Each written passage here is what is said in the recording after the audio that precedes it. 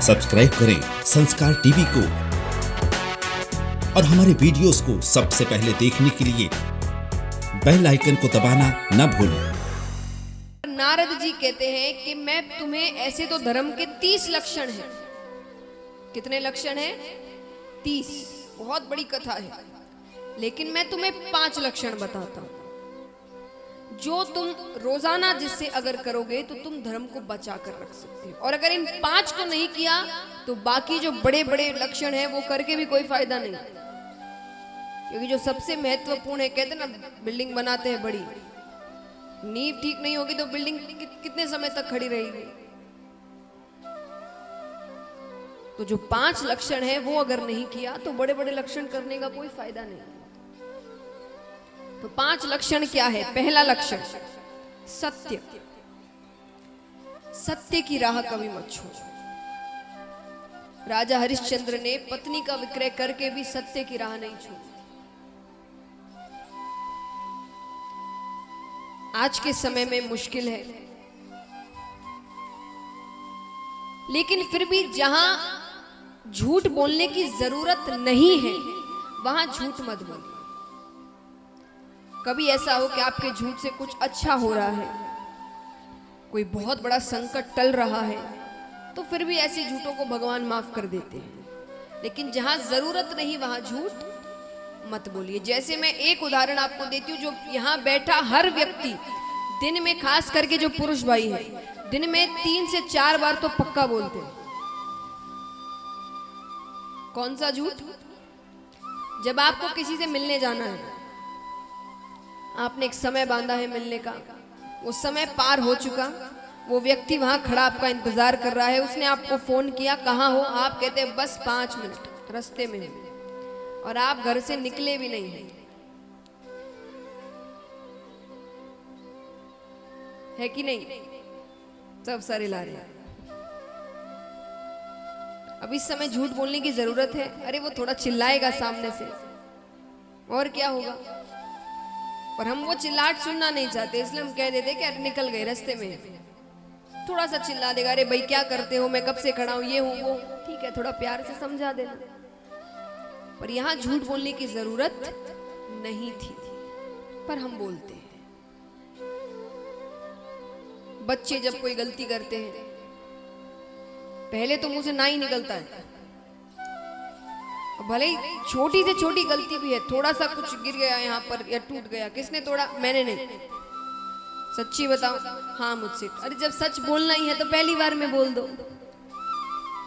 जब पता है कि सच बोलना ही है तो पहली बार में बोल दो, क्योंकि आप जितने झूठ बोलते हैं आपके ऊपर उतना पाप चढ़ता है। कहते ना जब पाप बहुत बढ़ने लगता है तो पाप का घड़ा फूट गया, तो वैसे एक बड़ा सा घड़ा पड़ा रहता है भगवान के पास, एक एक झूठ बोलते एक एक चिट गिरती रहती है उस पर। जब वो भर जाता है तो क्यों बोलना? जहां जरूरत नहीं वहां झूठ मत बोलिए। तो पहला लक्षण है सत्य। दूसरा लक्षण है दया, जो खत्म हो चुकी है। आज हमारे सामने सामने गलत काम होते हैं, कोई पीड़ा में है, कोई चिल्ला रहा है, कोई चीख रहा है, हम उसकी मदद नहीं करते। और चलो मदद नहीं करते तो कई ऐसे होते जो वहां से चले जाते हैं मुंह फेर कर। अब उनसे पूछो मुंह फेर कर क्यों गए, तो वो कहेंगे कि हम में इतनी दया है कि हम वो होता देख ही नहीं सकते, इसीलिए हम चले गए। लेकिन कुछ तो वहीं खड़े रहते हैं और वहां खड़े खड़े एक क्रूरता का कार्य और करते हैं। क्या करते हैं बताइए? हम सभी करते हैं, यहाँ पर वीडियो बनाते हैं। कोई पीड़ा में है, किसी को कितनी तकलीफ हो रही है, और हम वहां खड़े होकर उसका वीडियो बना रहे हैं। कहां है दया, इंसानियत? हमसे अच्छे पशु हैं।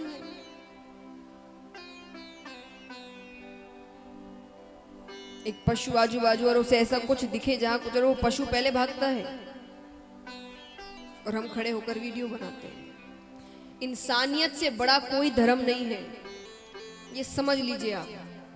अगर आप अच्छे इंसान नहीं हैं तो आप में कुछ भी अच्छा नहीं है, क्योंकि भगवान ने सबसे पहले आपको इंसान बनाकर ही भेजा है। बाकी सारी चीजें, धर्म, जाति, घर, परिवार, ये सब आते हैं। पहले आप एक इंसान हैं, और अगर आपने इंसानियत नहीं दिखाई अपनी, तो बाकी कितने ही आप बड़ी बड़ी धर्म की बातें कर लीजिए, वो कोई मायने नहीं रखता। और जिसमें दया नहीं, वो फिर कैसा इंसान है? मैं आपसे ये नहीं कहती कि आप अपनी जान को जोखिम में डालकर मदद करिए, नहीं, अपनी जान सबको प्यारी है, लेकिन जहां आपका सिर्फ एक आवाज उठाना, मान लीजिए आप सामने देख रहे हैं कुछ ऐसी हरकत हो रही है जो आपको पता है कि अगर आपने एक आवाज उठाई तो वो शांत हो जाएगा, वहां कुछ नहीं होगा। सिर्फ किसी बड़े या किसी बुजुर्ग या किसी अच्छे व्यक्ति की आवाज उठाने की देर है वहां। लेकिन हम क्या करते हैं? हमें क्या करना है? हमारे साथ थोड़ी हो रहा है। कहते ना, एक बहुत ही अच्छी बात है, स्वच्छता के ऊपर ही कहते, पर ये भी आप पर ही निर्भर होगा। जैसे मान लीजिए आप अपना घर बड़ा साफ रखते हैं, पर आजू बाजू गंदगी रखते हैं, तो वो गंदगी आपके घर तक तो पहुंचेगी।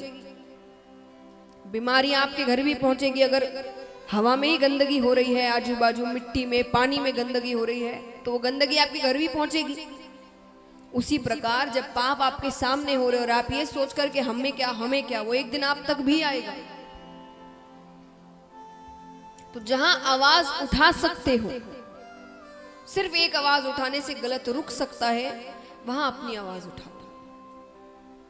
भगवान ने इंसान बनाया है, इंसानों जैसा कुछ कार्य तो करे, ऊपर जाकर भगवान के सामने आंख मिलाने लायक तो रहे, वरना भगवान कहेंगे कि नीचे जाकर अपने लिए छोड़कर तुमने क्या किया? जीवन भर तो अपने लिए जिए, तो अपने लिए, अपने परिवार के लिए अपनी इच्छाएं पूरी की, बस इतना ही किया। तो ऐसे तो पशु भी करते हैं। मैंने क्यों तुम्हें इंसान बनाया? तो ऐसे कुछ कार्य अपने जीवन में करे कि ऊपर जाकर भगवान से आंख मिलाने लायक रहे कि हाँ, हमने कुछ अच्छा काम किया है। तो दूसरा लक्षण है दया। तीसरा लक्षण है पवित्रता। घर को पवित्र रखे, मन को पवित्र रखे, शरीर पवित्र रखे। जितनी पवित्रता होगी जिस घर में, उस घर में लक्ष्मी आती है। जिस घर में गंदगी होती है वहां दरिद्रता आती है। इसलिए कहते हैं पवित्रता रखिए। चौथा लक्षण है तपश्चर्या।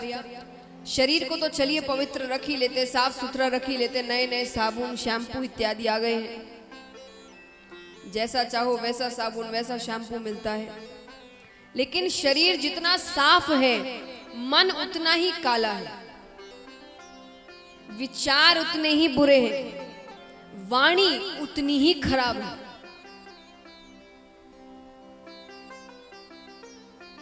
तो यानी अपनी वाणी, अपने विचार पवित्र रखे। किसी को कुछ कहने से पहले 100 बार सोचिए। और मान लीजिए अगर आप ये कहते हैं कि हमारे पास इतना समय नहीं है कि हम बैठकर 100 बार सोचे, तो मत सोचना 100 बार। एक बार ये सोच लेना कि जो भी मैं कहने जा रहा हूं या जा रही हूं, वही बात अगर किसी और ने मुझसे कही तो मुझे कैसा लगे। और अगर आपको लगे कि नहीं, मुझे तो अच्छा नहीं लगेगा, तो किसी और से मत कहना। कहते ना, अमीर हो कि गरीब हो, तकलीफ दोनों को एक समान होती है। एक तरफ एक अमीर खड़ा है, एक तरफ एक गरीब खड़ा है, दोनों को थप्पड़ मारोगे तो क्या अमीर को दर्द बहुत ज्यादा होगा और गरीब को दर्द नहीं होगा? ऐसा है? ऐसा है क्या कि गरीब कहे मुझे तो लगी ही नहीं? दोनों को दर्द उतना ही होता है, तकलीफ उतनी ही पहुंचती है, बुरा उतना ही लगता है। तो किसी को कुछ कहने से पहले एक बार सोचिए कि हम जो भी कह रहे हैं, अगर वो सामने वाले ने हमसे कह दिया कभी, या किसी और ने कभी हमारे साथ ऐसा कर दिया, तो हमें कैसा लगेगा? ये सोच रख कर किसी से कुछ भी कहें। अच्छे विचार मन में रखें, किसी के बारे में बुरा ना सोचें। और 5वां लक्षण है तितिक्षा, यानी भगवान जो भी दे उसे प्रसाद समझकर ग्रहण करो। जो भी दे, चाहे वो दुख संकट इत्यादि ही क्यों ना हो। कई बार मैंने देखा है कि जब सुख के दिन रहते हैं भगवान को बड़ा पूछते हैं, बड़ा धन्यवाद करते हैं, पर जब दुख के दिन आते हैं तो कई तो भगवान पर चिल्लाते हैं, कई भगवान ही बदल लेते हैं। ये सोच कर के ये अच्छे नहीं है, ये हमें दुख के दिन दे रहे हैं। तो मैं एक बात आपको समझाऊंगी उदाहरण के साथ, शायद उससे आपको ये समझ आए, या अगली बार जब आप पर दुख आएंगे तो आप उतने चिंतित नहीं होंगे जितना आप पहले हुआ करते थे, अगर आपने इस बात को सही तरीके से समझ लिया। पहली बात, भगवान को हम अपना क्या मानते हैं बताइए? भगवान को हम क्या मानते? नाम से कहते ना उन्हें परम पिता, यानी सबके पिता, वो सबके माता पिता है। इसीलिए तो उनसे जाकर मांगते हैं, माता पिता से ही मांगते हैं। धरती पर एक माता पिता है जिनसे जाकर कुछ चाहिए तो मांगते हैं, ऊपर वो माता पिता है जिनसे जो भी चाहिए उनसे मांगा जाता है। तो पिता है हमारे। अब समझिए बात को, ध्यान से सुनिए। एक माता है, वो अपने घर के दरवाजे पर खड़ी है, उसके सामने कुछ बच्चे खेल रहे हैं, मोहल्ले के ही बच्चे हैं, उसमें से उनका बच्चा भी खेल रहा है और सारे बच्चे बड़े प्यारे लग रहे हैं।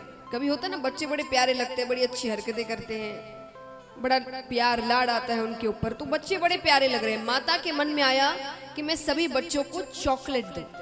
उनके घर पे कई चॉकलेट पड़ी थी, उन्होंने काम बनाया सबको चॉकलेट दूं या मिठाई दूं। तो वो दे सकती है? हाँ कि ना? जोर से कहिए।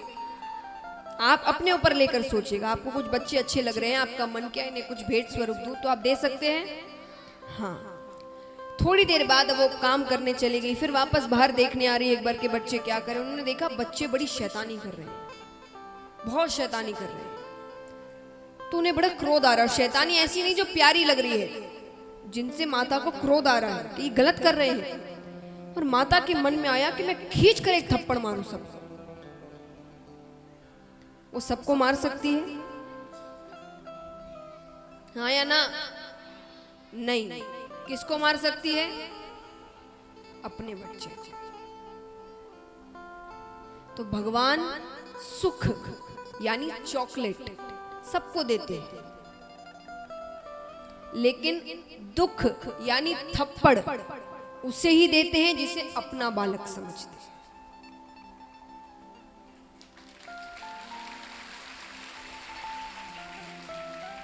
और अपना बालक यानी, अब आप कहोगे अपना बालक तो कभी भी तो माँ बाप ऐसे थोड़ी करते हैं कि जब मन चाहा घर पर आए बच्चे को थप्पड़ मार दिया। ऐसा करते हैं क्या? या घर बैठे बैठे बोर हो रहे हैं, कुछ करने को चाहिए, बच्चे को बुलाया और मार दिया? ऐसा करते हैं? कब मारते हैं? जब गलती करते हैं।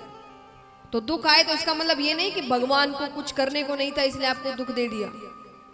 मतलब आपने कुछ गलती की है, आपने कुछ गलत काम किए हैं, आपको उसकी ही सजा मिल रही है। तो अगली बार जब दुख आए तो भगवान पर चिल्लाने की बजाय, क्रोधित होने की बजाय उन्हें धन्यवाद करना कि आपने मुझे अपना बच्चा समझा और सोचने पर मजबूर किया कि मैंने कहां क्या गलती की थी जिसकी सजा मुझे आज मिल रही है। तब आप उसका सही प्रायश्चित करेंगे, अपनी सोच सही करेंगे। भगवान कभी किसी का बुरा नहीं चाहते। तो महाराज, पांचवा लक्षण है तितिक्षा, कि वो जो भी दे उसे प्रसाद समझकर ग्रहण करो।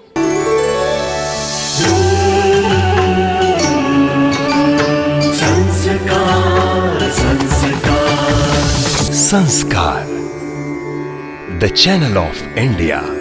हमारी संस्कृति, हमारी विरासत।